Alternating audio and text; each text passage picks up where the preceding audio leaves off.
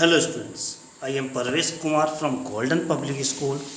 Today in this video, I am going to explain the main word from the text and the key points of the text, which will help you to revise the chapter. The name of the chapter is Nelson Mandela, A Long Walk to Freedom. It is written by Nelson Mandela. Actually, the lesson or the chapter is an extract from his autobiography. So let us start from the word meaning. The first word, amphitheater. Amphitheater means an all or round structure having tiers of seats rising gradually outward from a center open space or arena. Now let us see the use of this word into sentence. People usually gather in an amphitheater for a show. The next word is chevron. It is an important word. It is taken from the text. This means a pattern in the shape of a V. Now see the use of this word in sentence. A chevron of jet planes make a smoke trail of saffron, white and green color in the sky on the Republic Day in India every year. So chevron means a pattern in the shape of a V. The next word is gems. A precious or semi-precious stone, especially when cut and polished or engraved. I think you know the meaning of this word. Use of this word into sentence. The martyrs of Indian national freedom are the gems to be treasured in the annals of Indian history. Now let's take the next word. The word is transitory. That means not permanent or subject to decay. Let us see the use of this word into sentence. No living being will rest on this blue planet permanently. They are subject to decay. Their lives are transitory. One more sentence. Lives of human beings are transitory. That means not permanent. Now let us see the next word. Prejudice, an important word. This means a strong dislike without any reason. Let us see the use of this word into sentence. It was the prejudice of the Brahmins that did not allow Dr. Ambedkar sit along with them in his early childhood. Now, dear students, we will see the key points of the chapter and we will discuss them. As you know, the lesson or this chapter is a part of Nelson Mandela's autobiography. It starts from the oath ceremony when Nelson Mandela swears in as the first black president of South Africa. It was on 10th May 1994. So the first key point is Nelson Mandela swears in as the first black president of South Africa in 10th May 1994. This is the date, 1994, 10th May. He said the swearing in ceremony took place in the lovely sandstone amphitheater in Pretoria. The place where the ceremony took place, it was Pretoria. It was an amphitheater in Pretoria. The meaning of amphitheater I have already told to you. The next point is he addressed the rainbow gathering with a jest telling that never, never, and never again should it be that beautiful land would experience the oppression of one by another. Here Nelson Mandela addressing the rainbow gathering. Rainbow gathering is the people of different colors. The white and the blacks were sitting together. So rainbow gathering word is used here. Here Nelson Mandela tells that the land who suffered from apartheid system now never again should be experienced the oppression of one by another. He wished that freedom in Africa should be real. The next key point, the army officials here, Nelson Mandela, dear students, just keep in mind, the Nelson Mandela remembered when he fought for freedom, the army officials put him into jail. Now those army officers were saluting him to pay respect to the newly born democracy. So here Nelson Mandela mentions that army officials who could have caught, have and put him in jail before were saluting him to pay respect to the newly born democracy. That means everyone was in favor of newly born democracy now. The next key point, the two national anthems were sung at the time of his swearing in the ceremony. Dear student, it is an important point. Just we know, before democracy, South Africa was ruled by white, and blacks were discriminated. But now, South Africa was a democratic country, so the two national anthems, one for white and the other for black, were sung to pay respect to both the communities. So the two national anthems were sung at the time of his swearing in the ceremony to show the equality. They were sung to show the equality. The next point, he recalls back the history and pays homage to the national martyrs who sacrificed their lives for the sake of their motherland.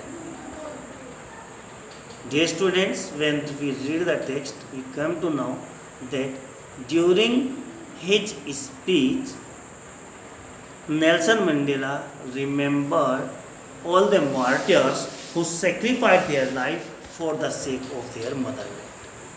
The next key point is, he tells that the martyrs were the men of extraordinary courage and the wisdom and generosity.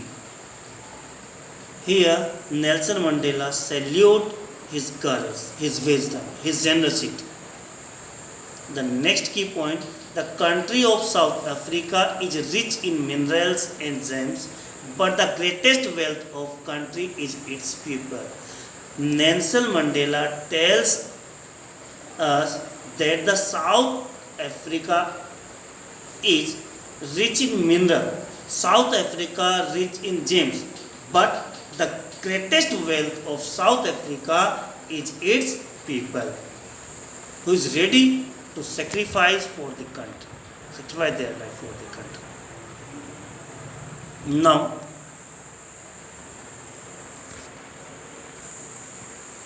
he tells no one is born hating another person because of the color of skin or his background or his religion.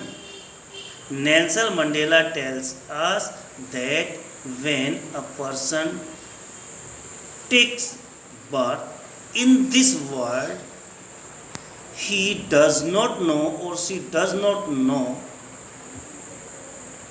hate. He doesn't hate anyone on the basis of his color, background, or religion. But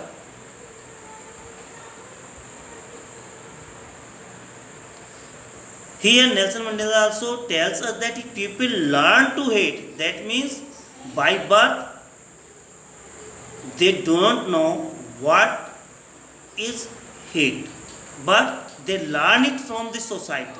So the Nelson Mandela tells us if people learn to hate, they can be taught to love too. That means people can be taught to love to each other. He tells that man's goodness is a flame that can be hidden but never exhausted. Nelson Mandela tells us that the man's goodness is like a flame that can be hidden but never be put off. He talks about the twin obligations. He tells us, Nelson Mandela tells us that we all have twin obligations towards his family, obligation toward his nation. He tells while discharging his duties, he found he was not free. When he tried to complete his duties, when he tried to fulfill his obligations, he find himself that he was not free. Hence, he joined African National Congress, fought for freedom of his country. So, when he came to know that he is not free to fulfill his obligations, he joined African National Congress and fought for the freedom of his country. He knew that oppressor must be liberated just as surely as the oppressed. Here, actually, Nelson Mandela tells us that it is not oppressed, but the oppressor must be liberated from that wrong thinking. The oppressor and the oppressed are alike, are robbed of their humanity. Nelson Mandela tells us that both oppressor and oppressed both are alike, are robbed of their humanities. These were the key points from the chapter. Now if we talk about the question answer, let us take the question one by one. The first one, where did the ceremony take place? Can you name any public buildings in India that are made of sandstone? Dear students, when the chapter starts, or just the key point I told you, we came to know that the ceremonies took place in an amphitheater which was in Pretoria, and it was made up of sandstones. In India, we have many buildings which are made up of sandstone. So we can mention all things here. Just the answer is, the ceremonies took place in an amphitheater which was formed by Union Building in Pretoria. In India, we have many public buildings made of sandstones, some of which are Rashtrapati Bhavan, Red Fort, and the Supreme Court of India in New Delhi.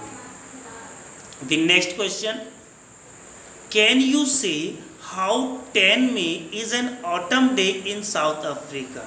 Dear students, when we read the text, we come to know the 10th May was called autumn day in South Africa. Why? The reason is here. We can say, since South Africa lies in southern hemisphere,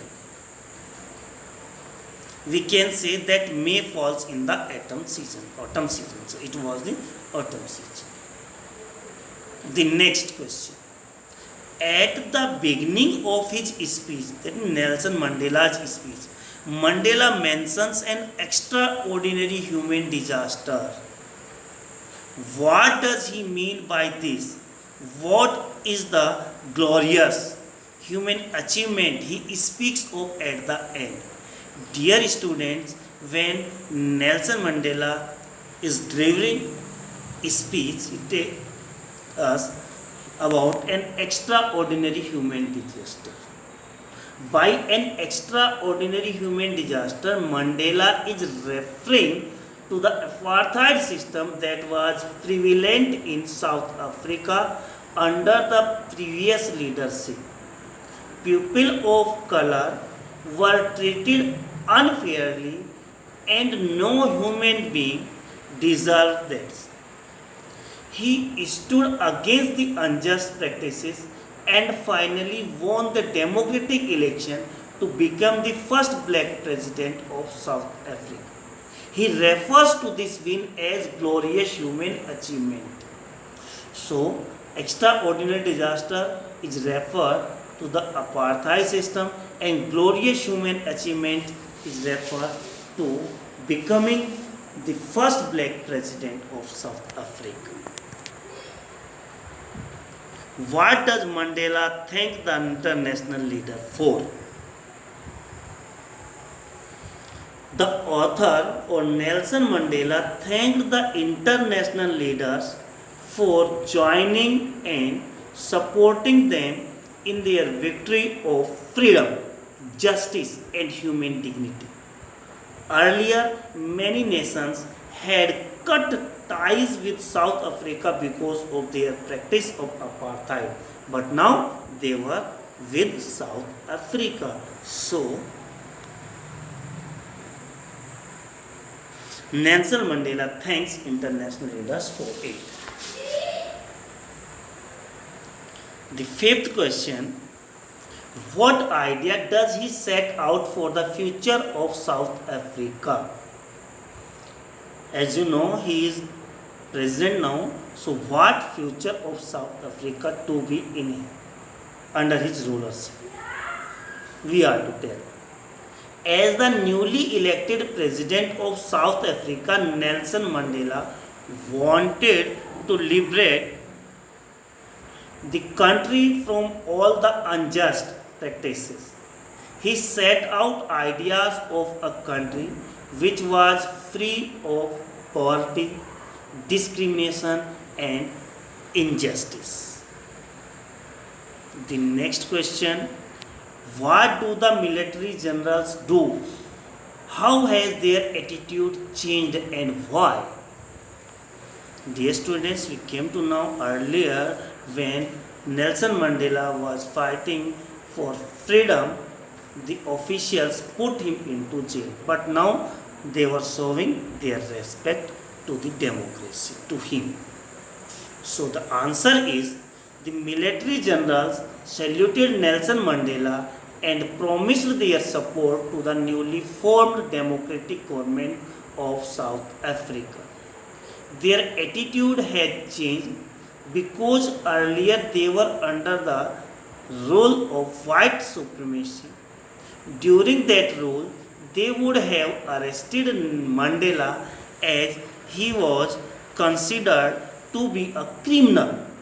Now, with the abolition of apartheid and the formation of a democratic government, their attitude has also changed. The next question, why were two national anthems sang? When I was telling about the key point, I have also told to you that two national anthems were sang in South Africa. So reason is here, the two national anthems, one of the blacks and other of the whites were sung, symbolizing equality and respect for the entire community irrespective of their color. The next question, how does Mandela describe the system of government in his country? Let's see. There are two parts of the question. The first one, in the first decade and in the final decade of the 20th century. The first part. In the first decade of 20th century, white supremacy created a system of racial domination and made life a living hell for the dark-skinned people. Mandela referred it as one of the hardest humane societies of the world. As we know, the white have imposed apartheid system on black. The second part, in the final decade of the 20th century, the system of apartheid has been changed into one that recognizes all women as equal regardless of their color, race, or gender. Now, all are equal. That means in the first decade there was a system of discrimination, but in the second decade there was a system of equality. The next question, what does courage mean for Mandela? To Mandela, courage does not mean the absence of fear, but the victory over it. A man who is courageous is the one who has overcome his fear to fight all the odds. Dear students, Mandela courage means to Mandela, courage means do not mean the absence of fear, but the victory over it. Courage means victory over it. 10th question. Which does he think is natural to love or to hate? He or Nelson Mandela believes love comes more naturally to humans as opposed to hate. No one is born with hatred in his heart for another. So we can see Nelson Mandela believes love comes more naturally to humans as opposed to hate. Next question. What twin obligation does Mandela mention? According to Mandela, every person has twin obligation. Dear students, keep in your mind, according to Mandela, every person has twin obligation, one toward his family and the other toward his society, his country. The next question, what did being free mean to Mandela as a boy and as a student? How does he contrast these transitory freedoms? Transitory word I have already explained. Transitory freedom, transitory means not permanent, with the basis and honorable freedoms. Now let us see the answer of this question. As a young boy and a student, Mandela's idea of freedom was to be able to stay out at night, read whatever he desired, and go wherever he chose. On growing up as a man, he realized that these were transitory freedoms. He was looking for, because these basic and honorable freedoms had been taken away.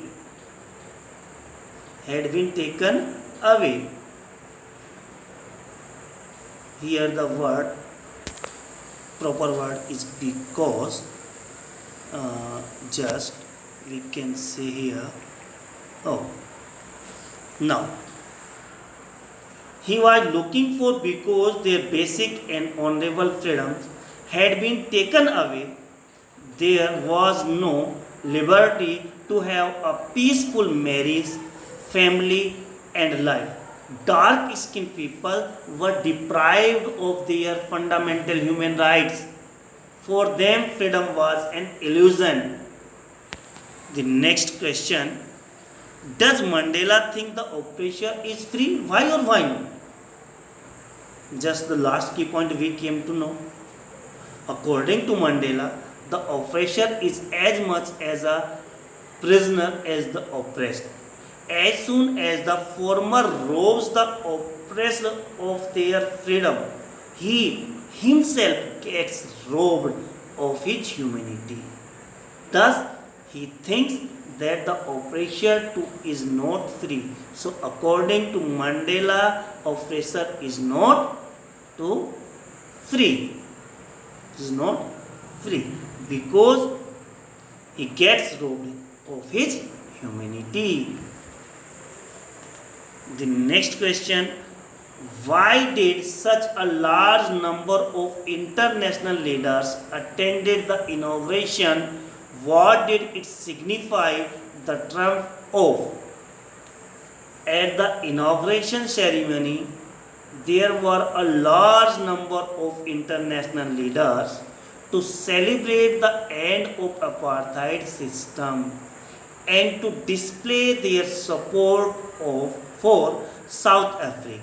It signified the triumph of justice over prejudice, courage over fear, and right over wrong. The next question: what does Mandela mean when he says he is simply the sum of all these African patriots who had gone before him? Dear students, when Mandela remembered martyrs, he mentions that he is the sum of all those African patriots. So let us see the answer. Mandela wanted to thank the generations before him who had fought for justice. He gathered his courage from those brave heroes, and it is because of that he fought fearlessly for what is right. Thus, he referred to himself as simply the sum of all those African patriots that had gone before him. Dear students, keep in mind, he want to thank the generation before him who fought for justice. He gathered his courage from those braves, so he showed his respect to them. The next question: would you agree that the depth of oppression create heights of character? How does Mandela illustrate this? Can you add your own example to this argument? Yes, I agree that depth of oppression creates heights of character. Nelson Mandela had mentioned this in his speech. Mandela illustrated this idea by the example of all those who had emerged as a great freedom fighters after years of oppression and brutality. The unintended effect of all this was men with extraordinary courage and strength. One of the greatest examples is in our own country, where our people were exploited under British rule for about 200 years. As a result of oppression of such magnitude, Indian got freedom fighters like Bhagat Singh, Pandit Jawaharlal Nehru, etc. The seventh question: how did Mandela's understanding of freedom change with age and experience? Dear student, it is an important question, really the important question. Let us see the answer. As a young boy and a student, Mandela's idea of freedom was to be able to stay out at night, read whatever he desired, and go whenever he chose. On growing up as a man, he realized that these were transitory freedom. Transitory means not permanent. I have already explained the word. He was looking for because their basic and honorable freedoms had been taken away. There was no liberty to have a peaceful marriage, family, and life. Dark-skinned people were deprived of their fundamental human rights. So then, freedom was an illusion. The last question from the chapter: how did Mandela's hunger for freedom change his life? Once Mandela realized his hunger for freedom, his life changed forever. It transformed him from a family man to a man of his people, and a frightened young man into a bold one. He built his entire life around fighting for the basic fundamental rights for his country. He was more selfless and virtuous than ever. So dear students, in this video I have explained the difficult word, their meaning and their uses in sentences. I have also explained the key point of the chapter and the questions along with their answers. I hope this video will be helpful to you. Thank you.